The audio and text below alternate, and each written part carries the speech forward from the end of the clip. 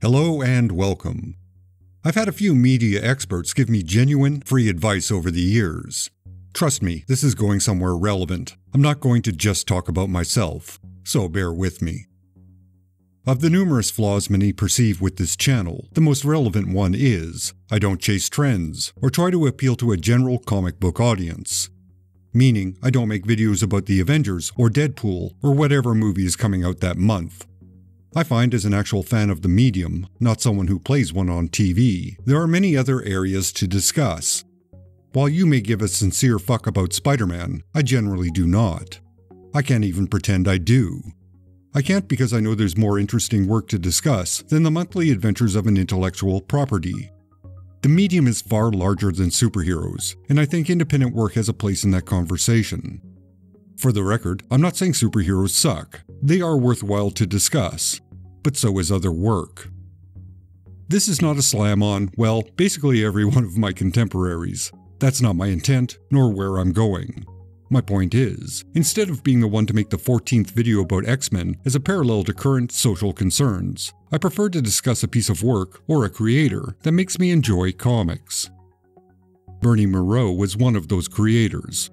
He was a Canadian writer and artist, but the majority of his mainstream work was as a colorist. His art style was rather unique, and it had an underground feel to it. While the situations he wrote about had a grounded, dramatic core, there was always a whimsical edge, which was always reflected in his artwork. He had interesting character designs, and panels that incorporated lettering as a style element. The background was rarely uninteresting, usually populated with symbols or muttered dialogue. To be brief, Mireault filled a panel. Unfortunately, to use platform-friendly terms, he succumbed to hopelessness and despair, and he's no longer with us. To his friends and family, I offer my deepest condolences. Mireault deserved a better fate. He really did. To quote the announcement made on Facebook by his friend, quote, "Bernie was an incredible, important, and influential artist. There should be, and there will be, lots written about him now, you'll see. It's cruel that this happens to great, unappreciated artists after they die. I think many of us feel there could have been much, much more support and respect for Bernie while he was alive." Unquote. I agree. I wholeheartedly agree. And if I'm being far too honest, it's a statement I can identify with on a fundamental level.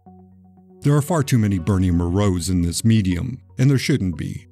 That's one reason why I tend to ignore advice from media experts, because you don't need another video about some property that everyone has discussed to death. You need more videos about stuff you might like that you've never heard about. Instead of being subtle, I thought I would front-load that message and be very transparent about the motivation behind this video. In some ways it's a tribute or a memorial, but mostly it's a brief look at a creator who deserved much better.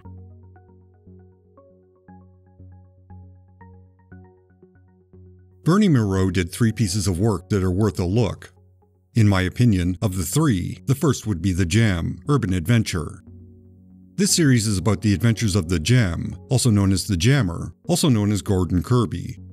Kirby is an average unemployed guy who likes to spend his nights hanging out on rooftops, dressed in a poorly constructed superhero costume.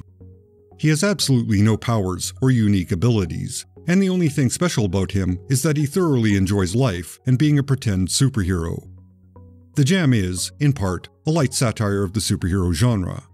Unlike other satires or parodies, like Megaton Man or The Tick, The Jam doesn't get involved with exploring the absurdities of superpowers.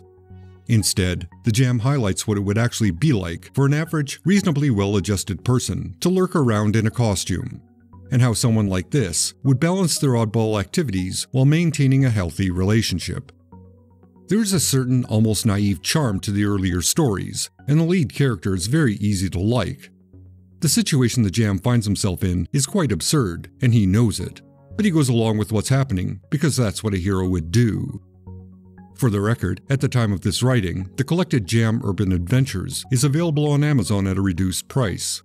Check the description below. And no, I wasn't paid to mention this, nor do I get a kickback.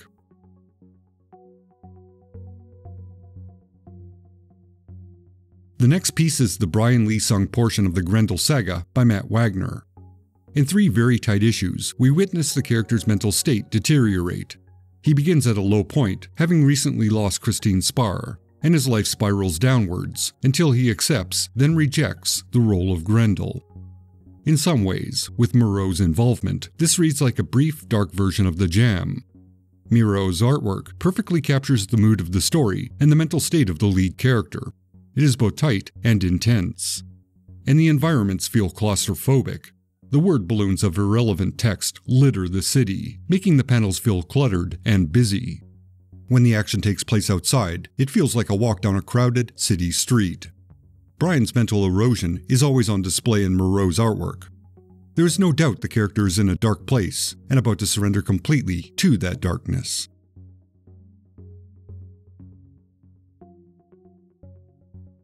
The final suggested series, Mackenzie Queen, is a very early work by Mireault. It was, in fact, the first series published by the short-lived company Matrix Graphics. Unfortunately, it may be a bit obscure, but it's worth a mention nonetheless. The titular character, whose name is a play on the Canadian Prime Minister, Mackenzie King, is a street musician who comes into possession of a magical candle. This candle gives him the ability to gain an income and live a comfortable lifestyle, while exploring what magic can accomplish. However, an alien species, known as the Icemen, intend to invade Earth and take it over. With the help of benevolent, otherworldly beings, Mackenzie is able to prevent this invasion and discover more about himself and his abilities. Admittedly, the first issue is somewhat rough. This is one of Mireault's early pieces of work, and if I understand correctly from the editorials in the comic, the first issue was produced and then sat around for a few years before it was published. With the second issue, the story lightens up and settles into place. From there it's a wild, almost hallucinogenic ride to the end. Long before the wicked and the divine, Mireault made the connection between music and magic and how the two seem interrelated because they're both ethereal forms of expression. It may not flow perfectly, but it is charming and contains a lot of hope. There's a distinct enthusiasm Mireault has for the character, who probably reflected his own interest in playing music.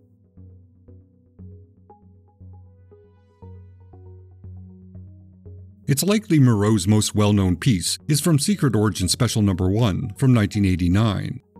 This issue is a look at the origins of Batman's major villains. Along with the Penguin story by Alan Grant and Sam Keith, the issue contains a Riddler story written by Neil Gaiman and illustrated by Mireault. Not only is the artwork perfectly suitable for the character, but Mireault once again populates the background with all the toys the Riddler would keep. It's busy, but not overwhelming, and it enhances the mood of the story.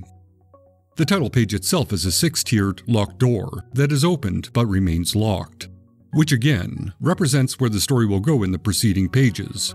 One may discover much about the Riddler, but not enough to say they've unlocked his origin and motivations.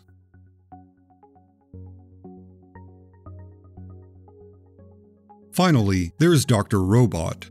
This is a one-shot special published by Dark Horse in the year 2000. It reprints the backup pages Mireault produced for Mike Allred's Madman comic. Overall, it's very cartoonish and bright, telling a series of silent stories with note-perfect clarity.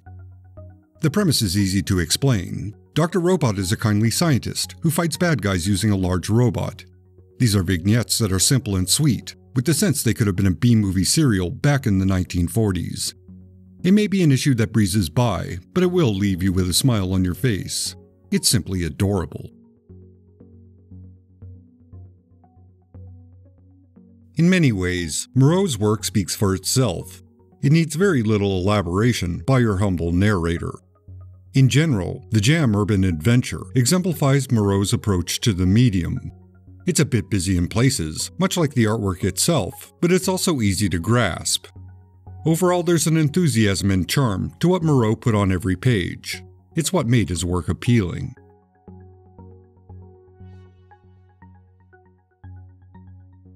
Ordinarily, I don't do tributes, especially about those that have recently passed. For the most part, presuming good intentions, tributes usually have an unsavory, opportunistic feel to them. Well, on this platform, I mean. Along with some health issues I experienced, that may be one reason why this took some extra time to produce. I wanted in my own way to say a proper goodbye to a creator that was a fellow Canadian who toiled away in obscurity, pursuing a passion that had little reward. And the only way I know how to do that is to highlight their work. I don't know. I don't know how to end this properly. Maybe leave a comment for Bernie Mireault's friends and family. It's too late to let him know his work was appreciated, but maybe it'll give them some comfort to know he wasn't overlooked. His work was noticed, and it did have an impact. Usually, I use this space to plug my own efforts and thank others for their support. Instead, for this video, I'm going to do that in silence, out of respect for a creator gone too soon. Thank you for your time.